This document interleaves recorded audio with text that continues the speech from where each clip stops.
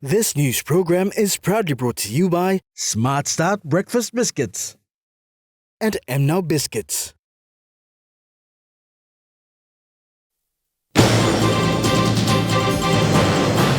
Country observes pre-independence celebrations. PM reflects on economic journey since independence. And new Porgera receives environment permit.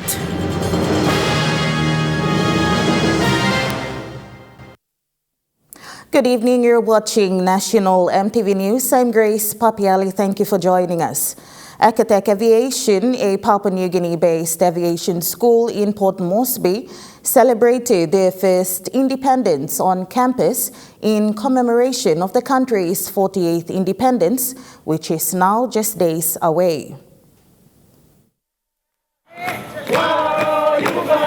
Students from the 4 regions of the country dressed in their traditional attire and sang songs representing the 22 different provinces in PNG.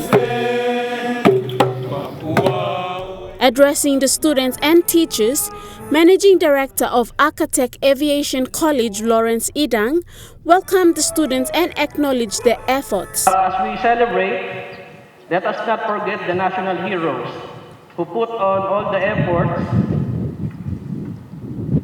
to secure the freedom for the nation 48 years ago.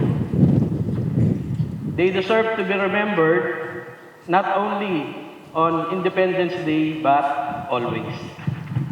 Okay? And lastly, my message to the students, the need for youth awareness, most especially your role in the society. The future of Papua New Guinea depends on you. You have the ability to make Papua New Guinea a better place. So I hope Idang also thanked the hardworking committee members that made the event possible.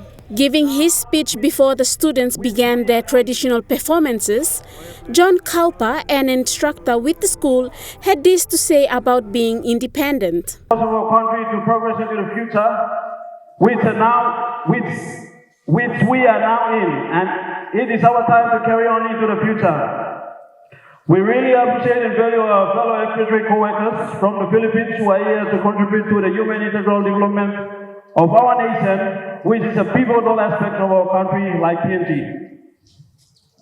Political independence means that PNG can take control of its political destiny and affairs through its system of government that has been put in place. Akatek Aviation College started operation in 2020 and has a total of 230 students.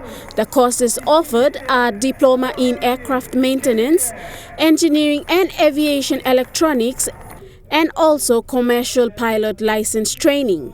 Tamara Agavi, National Emtv News. As Papua New Guinea anticipates the commemoration of the country's 48th Independence Day on the 16th of September, Eliseo Group of Companies has taken the initiative to give back to settlement communities within Port Moresby. Director for Eliseo Group of Companies, Edward Agobia, described this food donation as a way of showing their appreciation to the customers throughout Port Moresby for continuously supporting the business over the years. That's almost 1,000 worth, 1,500. We are giving 8 mile, 1,500, 9 mile, 1,500, and then 9 mile here with this compound, we're giving 1,500. We will go and give it to the people at Geru, Tete, and then we will go to East Boroko, going up to Vadavada. The donation of all the goods amounts to 30,000 kina. Mr. Agobia highlighted that this is not the first time the company has supported communities. Thompson Patti, a community representative from Makana Settlement in 9 Mile, expressed their appreciation for the timely donation. Thank you, plenty company owners are come. Nailiso is the first. When I come donating me settlement, we are things. Our behalf of the people, thank you very much for the Eliso company. Mr. Egobia reiterated that he hopes this donation will be enough to ensure settlement communities have a memorable independence celebration this year. Amanda Ilaitia, National Emtv News. The World Indigenous Business Forum Sponsors Night, hosted at the APEC House yesterday evening, witnessed a remarkable gathering of distinguished guests and sponsors, including the National Capital District Governor, Powers Pakop, and Papua New Guinea's Prime Minister James Marape as the major sponsor of the event, which will be held next month.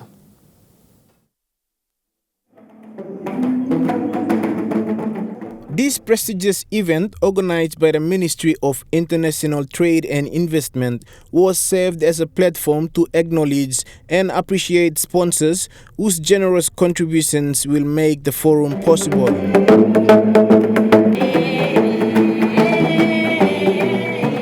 National Capital District Governor Powers Pakop, who supported the event with 1 million kina, expressed his enthusiasm for the forum and its potential to raise economic development within Papua New Guinea and across the world. He emphasized the need to create an environment conducive to indigenous entrepreneurs, ensuring they have the resources and opportunities to thrive.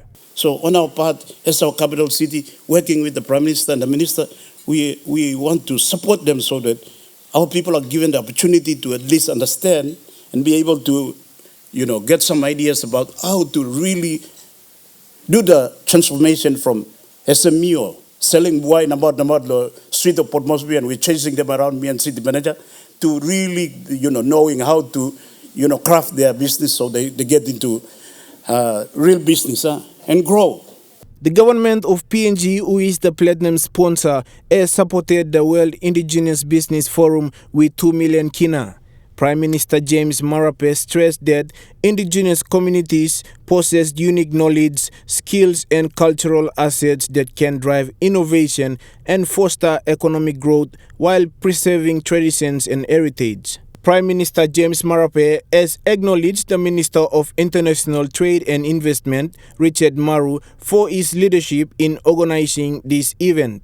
It is time we get up and work, and I just want to commend Minister Maru for bringing really live connectivity of business people right through the world in those markets that have established. I've not gone to African market or elsewhere, or South America, but market within which through trade and ICT connectivity is being brought into our doorsteps today. And actual contact is to be made, but for you to pick up an address so that you can get to work. And if we bring these people in, and our government will pick up the slacks and finance the balance that needs to be financed. Notable sponsors of the World Indigenous Business Forum were also acknowledged for their unwavering support. Their contributions were instrumental in organizing an event of such magnitude, allowing indigenous entrepreneurs from around the world to connect, collaborate, and explore new avenues for growth. Louis Maingu, National Emtv News. Meanwhile, Prime Minister James Marape delivered his speech during the World Indigenous Business Forum Sponsors Night, taking attendees on a journey through Papua New Guinea's economic evolution since the independence in 1975 to the present day.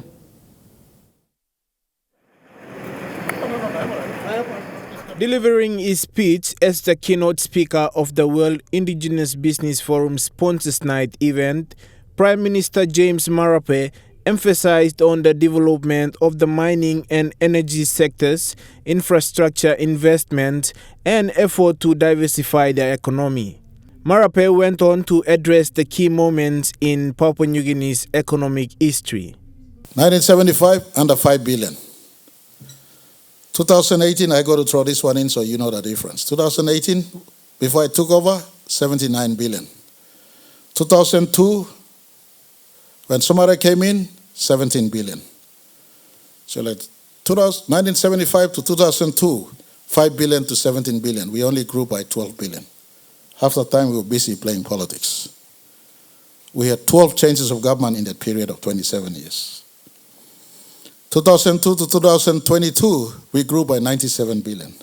Somalia picked up a 17 billion Kina economy, passed over 46 billion economy to Mr. O'Neill. Mr. O'Neill passed over 79 billion Kina economy to Mr. Marape. Mr. Marape in 2023 is sitting on 113 billion Kina economy. Prime Minister Marape also appealed to the people to make use of the resource-rich land to build a more sustainable and inclusive economy. Louis Maingu, National Emtv News. The Chinese government, through the Chinese embassy in Port Moresby, have donated 2 Huawei Ideal Hub screens to the UPNG School of Humanities and Social Sciences.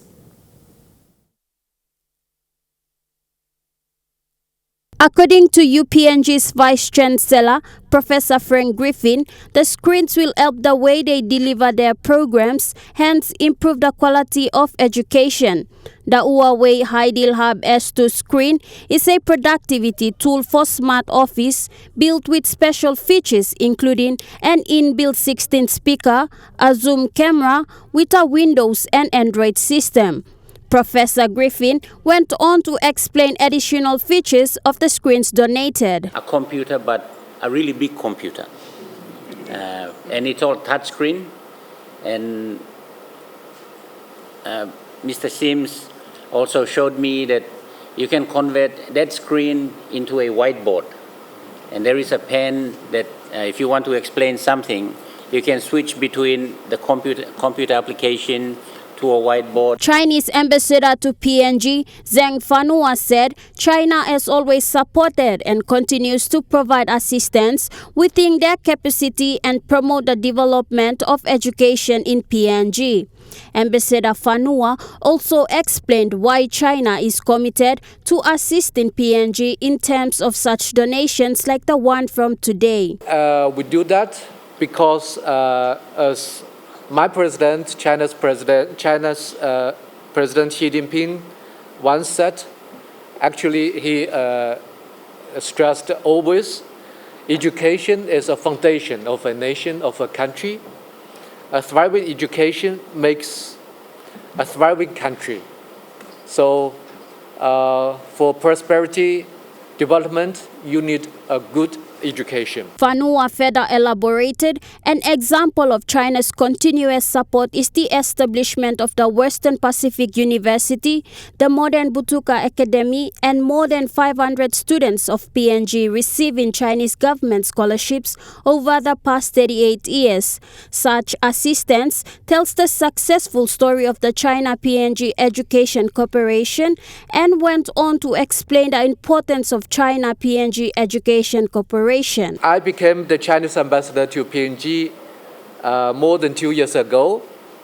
I have always attached great importance in China-PNG Education Cooperation and actively promoted donations to PNG schools and the establishment of China-PNG sister schools. Since the beginning of this year, I have had exchanges with or visited to 5 universities in PNG, including the UPNG, and visited primary and secondary schools in NCD, Madam, New Island, Hela, and so on. Gladys Kila, National Emtv News. National Emtv News continues after the break with more stories. Stay with us.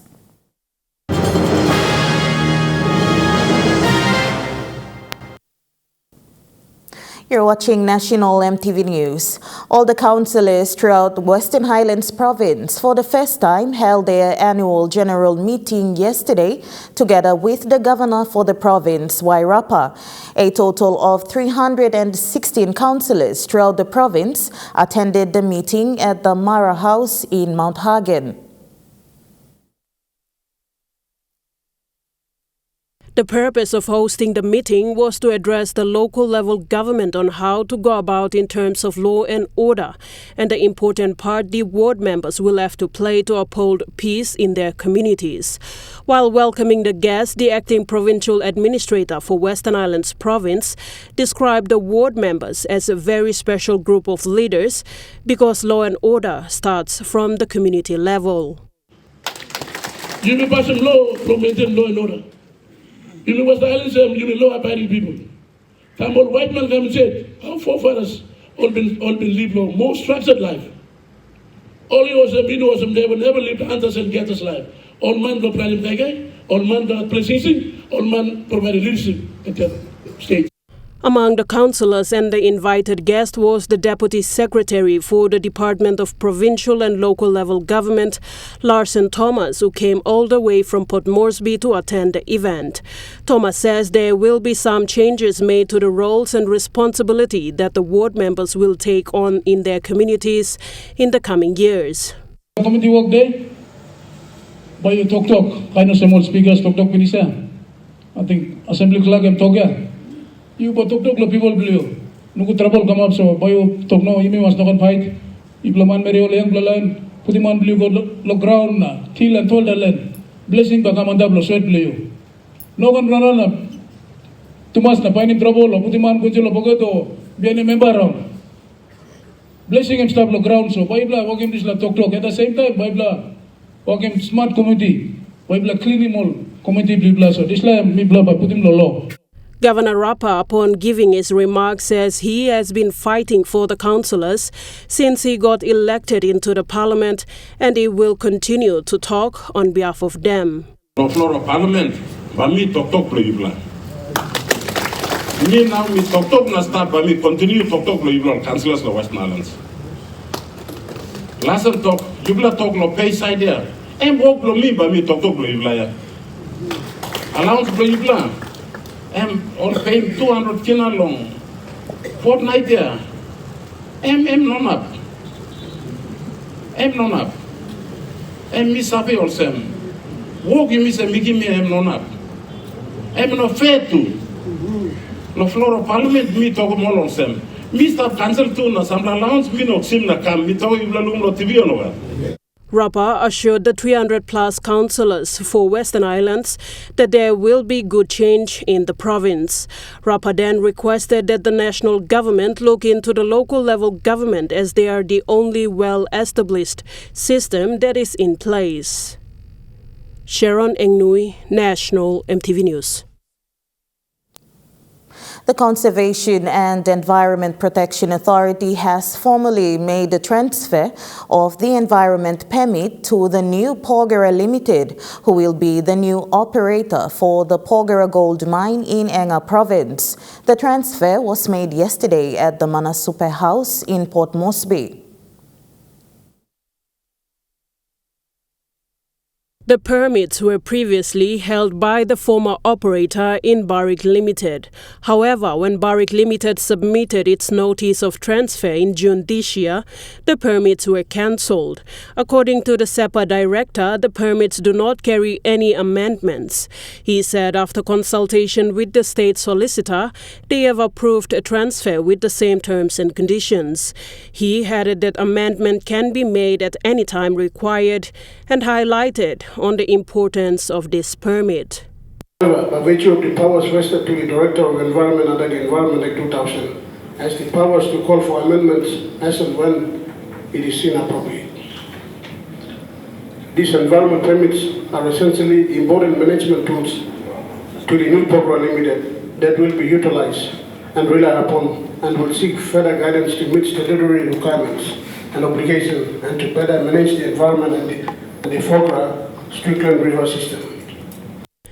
The director also made an appeal to the new Porgera not to rely entirely on this environmental permit, but to also comply with other policies and guidelines like the environment monitoring and management practice and mining methods, so to better monitor and manage the biophysical environment and the river system. Ladies and gentlemen, I would frankly mention here that since the commencement of mining operations more than 30 years ago, the formerly known Department of Environment and Conservation and now SEPA has failed to adhere to its statutory requirements in undertaking a major environment audit. Under the Marape Rosso government and the political leadership provided by the Minister for Environment, Honorable Simo Kilipa, SEPA has drafted a audit plan and awaiting government funding to undertake a major environment audit. He then announced that a major audit will be conducted, particularly in the affected riverine communities along the Strickland River system. In the meantime, Prime Minister Marape labeled the occasion as a milestone occasion towards mine development, SML, and towards reopening of the Porgera mine. Team from SIPA, a team from Kumul Minerals Holding Limited, a team from Enga Provincial Government, a team from various landowner stakeholders, SML landowners, LFP landowners, Riverine and Strickland. We look forward to the new program, be a better program to serve you than what we have lived through in the past. Let's leave the past. I want you to join me to construct a better future for each and every one of us. Thank you very much. Sharon Engnui, National Emtv News. Climate change and other pressing issues affecting the environment was the main agenda for the second National Climate Change Summit that ended yesterday at the APEC House in Port Moresby. If we don't do enough to promote and advocate for climate change by the year 2030, climate change will have had pushed 132 million people to extreme poverty. Most of them are the vulnerable in the communities. The key message that was exchanged and talked more on was climate justice and the inclusion of the vulnerable and marginalized communities. Converging on the 2 days were representatives from organizations, as Dr. Claude Kamenga, the United Nations representative in the country, was there to mention the UN's commitment to PNG in combating climate change. Supported the development of Papua New Guinea National Adaptation Plan for the UN Framework Convention on Climate Change. This plan provides a strategic framework to ensure that climate resilience is woven in the fabric of national development. Second, the SDG 13, 30 by 30 roadmap reports charts a path toward climate-compatible development. By reducing PNG vulnerability to climate change, we safeguard our future and contribute to global emissions reduction. Sharing the same sentiments, Guillaume Le Monde, the France ambassador to PNG, mentioned the France government's continued support to PNG and also the different projects in selected provinces. These projects are part of an agreement between our government and their government to curb the effects of climate change. The project is about supporting the greening of the financial systems and is a cooperation between the French Development Agency again, the GGGI and the Bank of Papua New Guinea. The 2-day summit ended yesterday at the APEC House. Tamara Agavi, National Emtv News. Telecom Limited has opened 2 kiosks in Jiwaka Province yesterday as a 48th independence anniversary gift to the locals. The opening of the 2 kiosks at Minj and Bands respectively will now see the people having access to telecom products and services at their doorsteps. The opening of the kiosks was done by Mount Hagen-based Telecom Limited team, led by Head of Highlands Region Pen Power and Highlands Regional Sales Manager Nikins Han. 1 kiosk was opened in Banstown and the other at Minj Junction. Both are in strategic locations where interested customers wasted no time in gathering around the containers as soon as the doors opened. Telecom Highlands Regional Sales Manager Nikins Han said the kiosks will make it easier for the people of Jiwaka, with the services provided at Mount Hagen being brought to the doorsteps. And now it's la container service me blow kada. You got SIM, you got upgrading go 4G. You can change all sumatin you staff or modem, Wi-Fi, all that nala something we but need him or study you online and all that by service la place. Suppose you come out reseller long Salim or card and all that by service too. So at least you can help me yet lo lily business you lo Salim card or Salim top up or slakan so. And more good plan if like service come lo house double so that you play an house. The people of Jiwaka were reminded that Telecom Limited was nationally owned and the rates and charges were cheaper and affordable for ordinary citizens. It was also highlighted that prepaid cards would be sold at face value prices, which means they will not be charged any extra toya when purchasing from the kiosks. Telecom Limited head of Highlands Region, Pen Power, also clarified that such promotions were being run in other parts of the country, which includes the Upper Highlands provinces, so that communication services were made cheaper and accessible to all citizens. Look out this property. Let them service more people so they got need long end. Or school picking need them service. Or business houses need them service. And you block the line, you need them service. And service will be it. So you must look out this service. Amanda Elaitia, National Emtv News. Meanwhile, the people of Jiwaka have been urged to take ownership of the services and assets as it belongs to them. The community, through their representatives, also expressed gratitude and appreciation for the timely independence gift. They said Telecom Limited already had an exchange established at Minch Town decades ago. However, a few youths vandalized some of the cables in the past without knowing the importance. Minch Community Representative Matthew Kuma gave assurance that everyone will take ownership and responsibility for the kiosk and would never vandalize Telecom Limited properties again. Development na service kam go ya, you may look road kam go and government takes now road kam go so business block government so you all the people public you must have Telecom yet. So Telecom you block next step can na you block mobile phone kam you block put the tower you block make him come low and me block all the people miss people one bill me block thank you block. He added that the community would take care of the properties and Telecom Limited sales staff on the ground. Amanda Elaitia, National Emtv News. Now we take a look at the Nest Fund market report. The Kina closed unchanged at $0.2760 in the interbank market. At Bank South Pacific, Kina was buying $0.2685 $0.4152 Australian dollars, $0.2421 euro, 39.14 Japanese yen. Looking at commodity prices at New York close, gold is trading lower, coffee closed lower, cocoa closed lower, copra closed higher, palm oil closed lower, crude oil is trading higher, copper closed higher. And on the stock market, the Dow Jones closed lower, the ASX 200 is trading lower, the All Ordinaries is trading lower. National Emtv News continues after the break. Stay with us.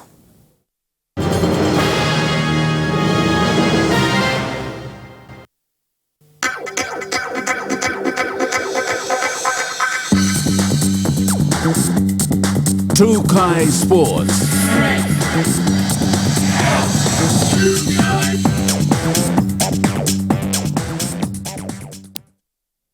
Welcome to Trukai Sports. The Prime Minister's 13th Rugby League competition is well and truly on schedule, with the matches to be played in Port Moresby. The team will go into the camp this weekend before the games next week. The Prime Minister's 13 Rugby League competition, set to take place this month in Port Moresby, will see a fair representation of the players in the team, with players coming from the University Games, the National Rugby League and the Australian NRL teams to represent PNG. Kumuls coach says expectations are now high for the Kumuls, while he is hoping that the crowd will stand strong on home soil to support the Kumuls. We come into camp on Sunday, which will lead us into the game following Sunday. There's a level of excitement, expectation, and certainly something I'm looking very forward to. Preparations are great. Everyone's got their visas, everyone's got their flights booked, everyone's going to be here Sunday afternoon, pending any issues with flights and schedules. But everyone's excited to be here, all the 18 players. We've identified 3 players from Australia who are linked with the Manly Sea Eagles, North Queensland Cowboys and the Titans. They'll fly in on Sunday, and we've got boys from all different regions and different pockets of PNG. When asked about the players, he said players for the Kumuls are from the 4 regions of the country and will represent the country well come the Prime Minister's 13th match in Port Moresby. And the players were selected from Australia. We only identified 3 players. We wanted to make it a PNG local-based majority selection, and the remainder of the 18 players outside the 3 from Australia were identified through the Digicel Cup program, the schools-based national championships, and we did identify someone from the Vice-Chancellor's Cup, which was located at Lay University. So there was a number of different areas that we selected our players from. Godwin Eki, Trukai Sports. With less than 3 weeks to this year's PM's 13 Rugby League competition, and while selection for the Kumuls side has already been made, coach says the selection was done fairly and has a mixed representation. The player identification for the Kumuls side is set to give more exposure, yet an opportunity to players as they stand firm in the spotlight. Kumuls coach Justin added that while having done a proper selection, the team is equipped well for the match day. We're providing a platform where we've identified the best players available, and you can see by the variety of players. We've got 3 players that we've identified from Australia, and they're linked to Manly, Gold Coast and the Cowboys. We've also identified players from all 4 regions of Papua New Guinea, and to top all that off, we've identified the best 6 or 7 eligible base players from the Digicel ExxonMobil Cup. He added that this will give each player an opportunity to get into other bigger competitions, such as the Q Cup, Australian NRL and the Super League. Godwin Eki, Trukai Sports. Trukai Sports continues after the break. Stay with us. Trukai Sports.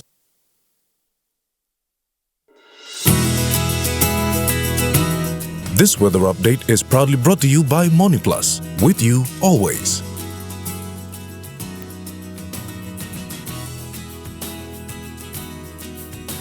Now looking at the weather forecast for the next 24 hours, southern region, Port Moresby City, windy and sunny.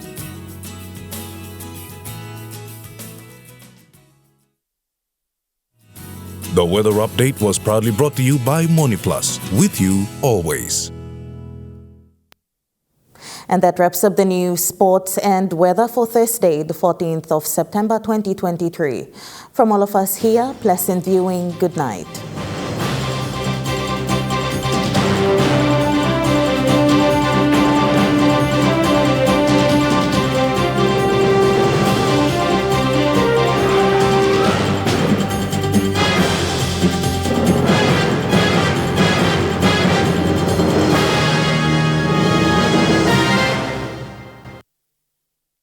This news program was proudly brought to you by Smart Start Breakfast Biscuits and Gold Nuggets.